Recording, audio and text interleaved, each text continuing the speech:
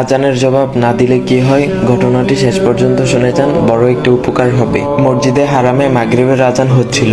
আমি তখন হারাম শরীফের ছাদে কোনো মতে দৌড়ে গেলাম অজু করতে, যাতে ভিড় থেকে বাঁচতে পারি। আমি অজু করছি, পাশে একজন নুরানি চেহারায় একজন আরবি সাহেব আজানের জবাব দিচ্ছিলেন। তখন আমার অজুও শেষ, এদিকে আজানও শেষ। আমি চলে আসছিলাম, এমন সময় ওই আরবি সাহেব আমাকে ডেকে বললেন, ইয়া ওলাদা, তুমি কি আরবি বুঝো? তখন আমি হাসূচক মাথা নাড়ালাম।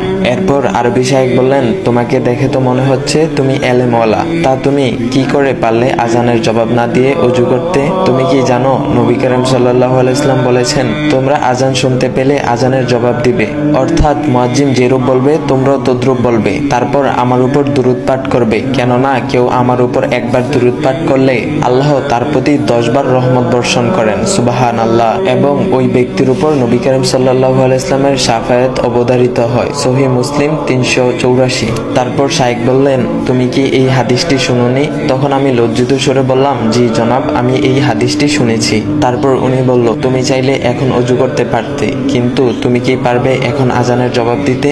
বলো তো, এখন কি পারবে তুমি আজানের জবাব দিতে? তার মানে তুমি নবী করিম সাল্লাল্লাহু আলাইহি ওয়াসাল্লামের শাফায়াত পাওয়ার একটা সম্ভাবনা হারিয়ে ফেলেছো। এই কথাটা শোনার পর কলিজাটা মোচড় দিয়ে উঠেছিল। আমাদের সব আমল রবের কাছে কবুল হয় না, কিছু কিছু হয়, আবার কিছু কিছু হয় না। হয়তো আজকের আজানের জবাবটা আল্লাহ কবুল করে নিত।